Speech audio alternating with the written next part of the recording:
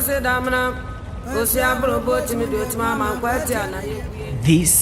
is Dakar, the vibrant capital of Senegal, where the Atlantic Ocean meets the African continent. This is a city that pulsates with energy, creativity and warmth. From the bustling streets of Medina to the modern skyscrapers of the business district, Dakar is a city that seamlessly blends tradition and modernity. The people of Senegal are warm and welcoming, with a love for life that is infectious. But underneath this hustle and bustle, Senegal is caving in silence. Thousands of women have resorted to unsafe abortions every year, risking their lives, and some never make it out alive. Many are victims of rape, incest, unwanted pregnancies, while others, it's just a lack of access to sexuality education. Many of these women end up in jail, usually arrested in hospitals trying to seek for medical care after procuring unsafe abortions, often in desperation and in secrecy. I'm investigative journalist Solomon Serwanja.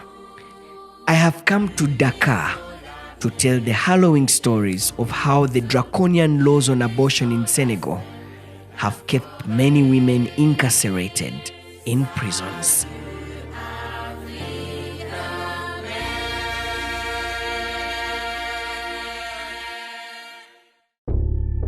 This is Hajr, not her real name for anonymity. She just returned home after serving a 6-month sentence in jail for procuring an abortion.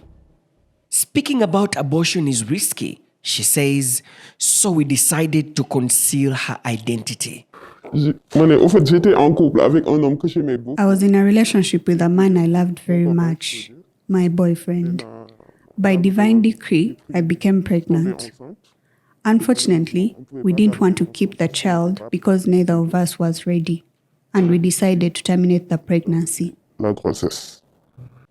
Hajr was arrested from the hospital where she had gone to seek for post-abortion care. The doctors called in the police to arrest her. She would later be taken to a tribunal, then to court, beginning a long legal battle that she lost. She shares her experience in jail. It was very, very difficult because I didn't know this world and I didn't understand. I cried a lot. You got up early, you went to bed early, we were given mandatory chores to do, we wore uniforms, dresses by default, there's no body lotion. It was a world that you really can't describe. It's difficult for me to recount everything I experienced there. It was total hell. Je ne peux pas raconter tout ce que j'ai vécu là, mais c'est l'enfer total quand même. She recollects the harrowing stories of other women who are languishing in prison, some still on remand without any legal aid.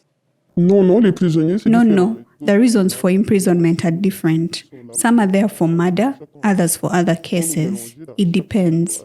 Each person has their own case, but we're generally mixed together. Each cell with different profiles.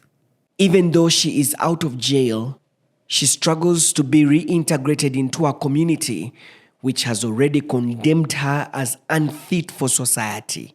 Her family abandoned her. She's often discriminated against. It was very, very difficult because my family abandoned me, so they no longer consider me. And that same year, I lost my father, who was angry with me. I didn't want to talk about that, frankly. Je ne voudrais pas parler dans ce point-là, franchement. According to the Prison Insider report, abortion-related charges account for 23% of women behind bars in Senegal. Abortion is still almost completely banned in Senegal, except when the pregnant woman's life is at risk. This must be approved by a panel of 3 doctors, a process that is rarely successful.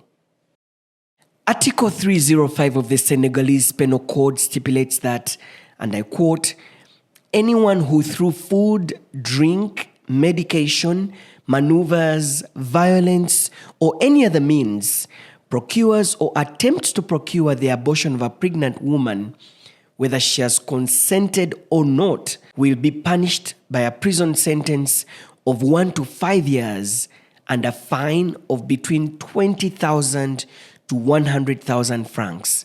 End of quote. Most of these women are arrested in hospitals as they seek medical attention for post-abortion care. In many reported cases, medical workers call the police, who later execute the arrest. If the medical worker does not report the case to the police, he or she faces arrest for aiding an illegal abortion. Dr. Ahmed, not his real name, also just returned from serving a prison sentence. His crime? Aiding an illegal abortion at a government hospital. I will stop to help people who talk about pregnant or something. And I was so afraid to see a woman like pregnant or something like that. Yeah, I won't talk about that. I stay like 5 months, I have depressions. I stay at home, I do nothing, I won't work. Because in something I try to help a persons, how my life goes like that. His legal team put up a fight and he was released following an appeal. He recollects his moments in prison and the fear of losing his right to practice medicine. He is traumatized. His perception of providing post-abortion care has since changed. It will be really helpful. I think we need to have laws who give choice to the women. Like, they will help them to don't make their life in danger, and they will help this woman to don't be sterile after or die or something like really bad for their health. He, however, reveals that there are life-threatening cases where it is difficult to look away. Medical workers now classify them as spontaneous abortions in medical records to protect the woman and the medical worker from legal consequences. In February 2024, the National Assembly met to discuss a bill that would guarantee legal access to medical abortion in cases of rape and incest. But this faced significant opposition from conservatives, religious groups, and a section of legislators. One of the people who was in the background advocating for these reforms is Abibatou Samb, a Senegalese lawyer. Her client is a 9-year-old girl who was raped by a Muslim cleric. And that is not the only case she's handling. Another case is of a Muslim cleric who raped over 10 children. Suppose our society opposes abortion, it's because of what we call the anti-abortion activists. People who argue that social, religious, and other reasons, abortion will never be legitimized in this country. So that's why our fight is confined to the framework of the Maputo Protocol. We are not asking for abortion to be legitimized or legalized in its entirety. That is not what we're saying. What we're saying is that in specific cases where a person becomes pregnant as a result of rape or incest, they should be given permission within the perimeters and conditions that the law may define.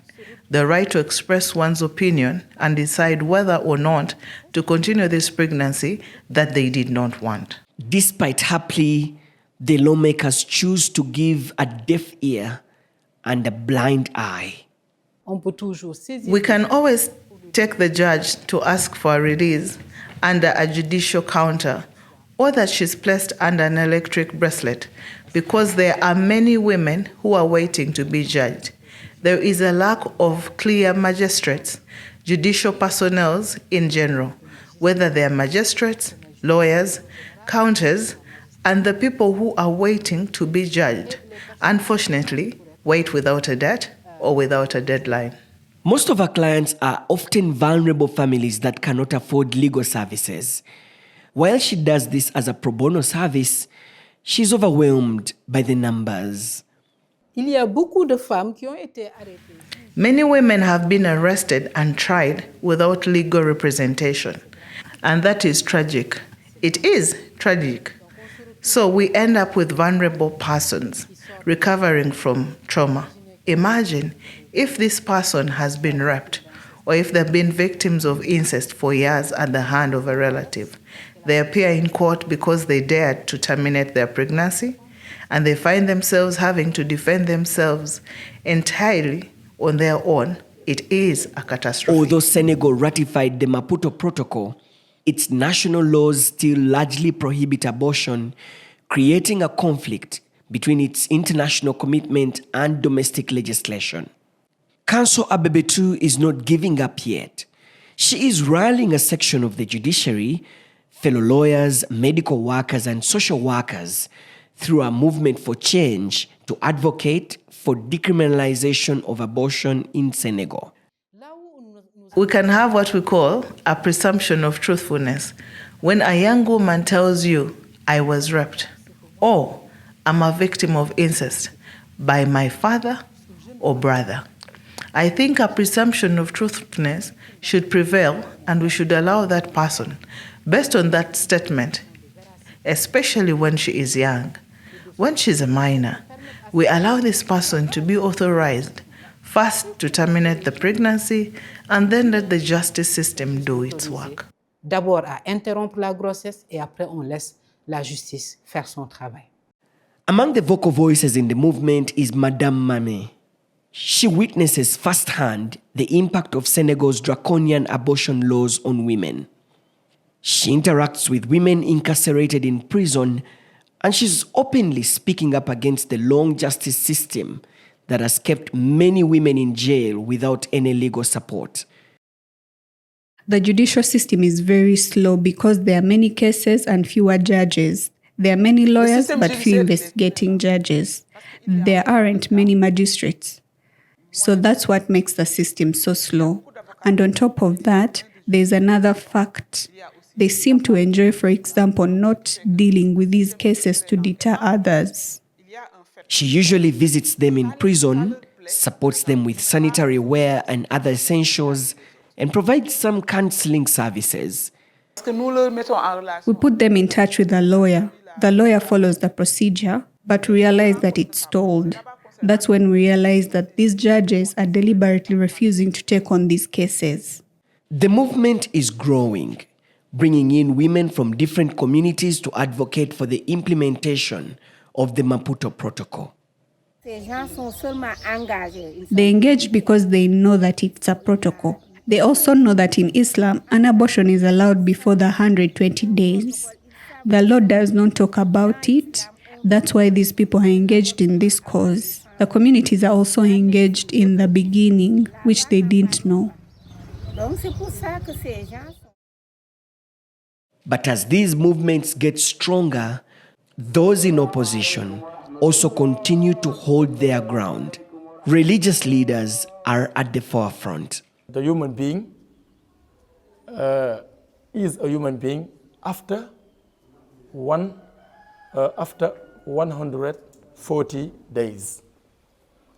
So if we give the mother of the child to take something that can kill the child in his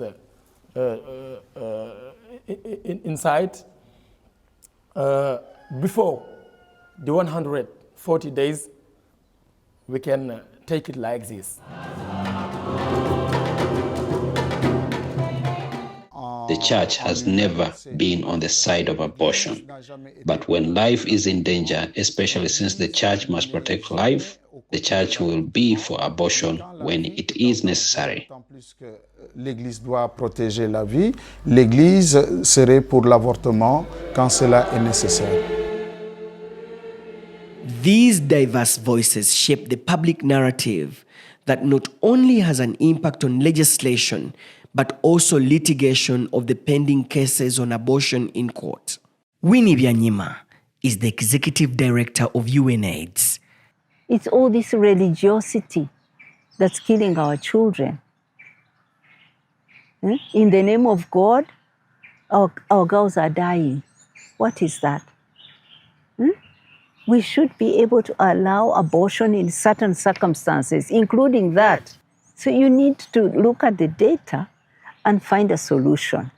And the solution does not have to comply with the edicts of religious men. Speaking of pending cases, many women remain incarcerated in prison because their cases haven't been heard.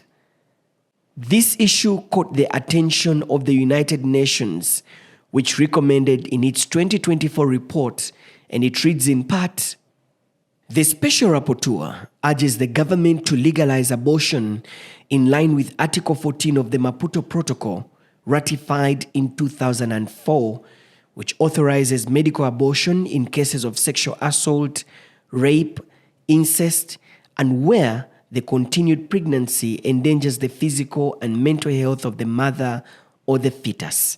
End of quote. The Vice Chairperson of the African Commission on Human and People's Rights, Janat Ramatula Salange, is now calling for review of Africa's laws on criminalization of abortion. This legal weaponization pushes already vulnerable individuals into secrecy, compelling them to seek essential health services, often in unsafe conditions, thereby increasing risk to their lives and well-being. Therefore, to talk of reproductive justice in the context of incarceration is to demand modern health services. It is to confront the entire architecture of inequality that criminalizes and marginalizes women in the first place. Reproductive justice is not a privilege. It is a right, enforceable, indivisible, and inalienable. And I repeat, even behind bars. As we wait for these reforms, these are not just stories. They are lives trapped by a system that fails them. Women sit behind bars, punished not for harming anyone, but for seeking control over their own bodies.